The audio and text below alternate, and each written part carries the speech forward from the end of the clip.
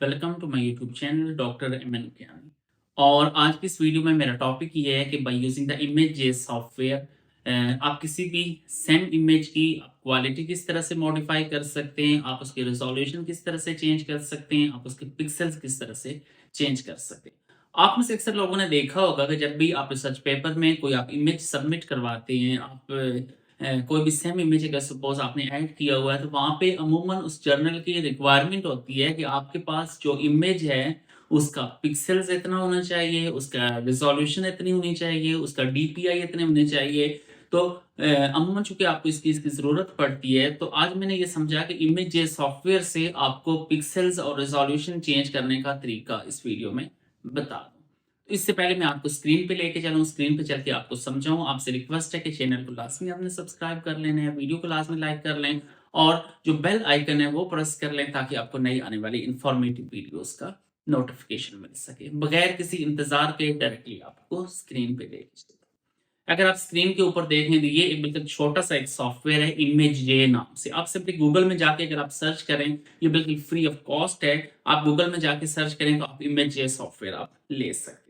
ये अगर आप चेक करें, ये मैंने 2 इमेजेस डाले हुए हैं, इन दोनों का डिफरेंस मैंने आपको दिखा दिया है। बेसिकली ये मैंने इसकी क्वालिटी मॉडिफाई की है by using the image software. तो अगर आप पहले चेक करें तो पहले इमेज इस पिक्चर की क्वालिटी किस तरह की थी, इसकी रिज़ॉल्यूशन किस तरह की थी, बाद में इसकी रिज़ॉल्यूशन किस तरह की है, इसकी क्वालिटी किस तरह की है।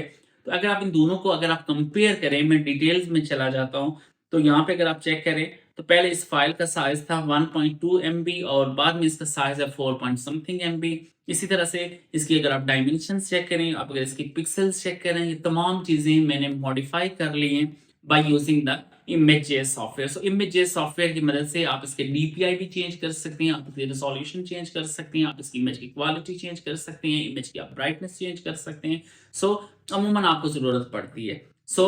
इमेज के अंदर मैं गया, इमेज के ऊपर क्लिक किया। इमेज जब मैंने सेम इमेज खोला है, वहाँ इमेज के ऊपर मैंने क्लिक किया और इमेज से फिर वहाँ पे ये मेरे पास डिफरेंट ऑप्शंस आएँगे। मैं इसकी ब्राइटनेस चेंज कर सकता हूँ। ये देखिए इमेज की ब्राइटनेस, इसकी कंट्रास्ट और बाकी इसमें डिफरेंट ऑप्शंस हैं। ये तमाम चीज़ें मैं इसकी चेंज करके देख रहा हूँ। जहाँ पे मुझे लगा कि आपके जो नैनो पार्टिकल्स हैं वो क्लियर हैं, वो विजिबल हैं, आपको सारी चीज़ें क्लियर नज़र आ रही हैं, वो ब्राइटनेस और कंट्रास्ट में यहाँ पे रखूँगा ताकि आपका जो इमेज है वो आपको क्लियर नज़र आए और आप किसी भी रिसर्च पेपर के अंदर उसको ऐड कर सकें।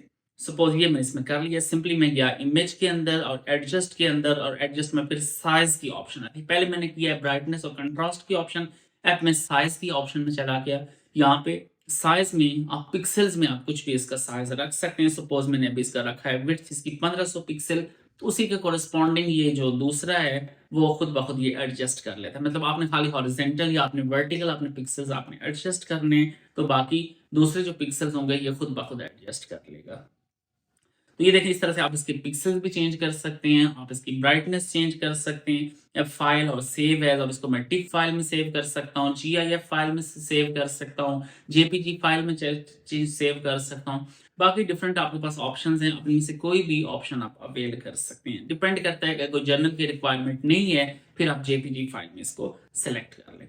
ठीक हो गया जी। अब इसी तरह मैं मज़ीद आपको एक दफ़ा दिखा देता हूँ कि इस इमेज सॉफ्टवेयर में आप किस तरह से आप इस पिक्चर की क्वालिटी मॉडिफ़ाई कर सकते हैं। मैं चलिए पहले इसका कंपैरिज़न आपको दिखा देता हूँ। ये सपोज़ 2 इमेजेस हैं, एक बिफोर प्रोसेसिंग है, इमेज जैसे प्रॉपर इसको मॉडिफ़ाई किए बगैर है और एक आफ्टर प्रोसेसिंग है। तो अगर आप इनको चेक करें तो इनका साइज़ में कितना डिफरेंस है, इनके पिक्सेल्स में कितना डिफरेंस है, इनके डायमेंशंस में कितना डिफरेंस है, इनके रिज़ॉल्यूशन में कितना डिफरेंस है और इनकी डीपीआई में कितना डिफरेंस है। ये तमाम चीज़ें आप इसमें मॉडिफाई कर सकते हैं।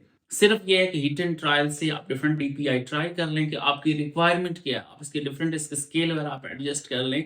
आपकी जो जर्नल की रिक्वायरमेंट है, आपके जो पेपर की रिक्वायरमेंट है, उसके मुताबिक आप इसको एडजस्ट कर लें। बाकी अगर कुछ भी नहीं तो आप कम से कम अगर क्वालिटी आपने नहीं भी छेड़नी तो आप कम से कम इसकी ब्राइटनेस और कंट्रास्ट आप इससे ईज़िली आप मॉडिफाई कर सकते हैं by using the image software. आपने देखा होगा कि अमूमन लोग जो रिसर्च पेपर में इमेज डालते हैं उनकी क्वालिटी अच्छी होती है। इमेज में गया, एडजस्ट में गया, एडजस्ट में खाली आप क्लिक करें तो ये देखें ये एक और इमेज मैंने खोला है। आप यहाँ से देखें ये इमेज था बहुत ज़्यादा ब्राइट था, इसमें नज़र ही कुछ नहीं आ रहा था। तो यहाँ से अगर आप इसको चेंज करें इसकी ब्राइटनेस और कंट्रास्ट तो आप देखें क्लियर जो आपके पास शीट्स बनी हुई है ना, जो नैनो शीट्स बनी हुई हैं वो बिल्कुल क्लियरली विजिबल है। अगर आप चेक करें तो बिल्कुल विजिबल है, पहले वाली इमेज में वो विजिबल नहीं थी। सो इमेज ए की मदद से आप इसकी ये कंट्रास्ट आप चेंज कर सकते हैं, आप इसकी ब्राइटनेस चेंज कर सकते हैं, आप इसका स्केल चेंज कर सकते हैं। ये देखिए, ये दोनों इमेजेस मैंने यहाँ पे कंबाइन कर ली हैं। यहाँ से आप बिल्कुल क्लियरली आप डिफरेंशिएट कर सकते हैं कि क्या डिफरेंस है बिफोर एंड आफ्टर। जब मैंने इसकी कंट्रास्ट और ब्राइटनेस वाला चेंज किया है,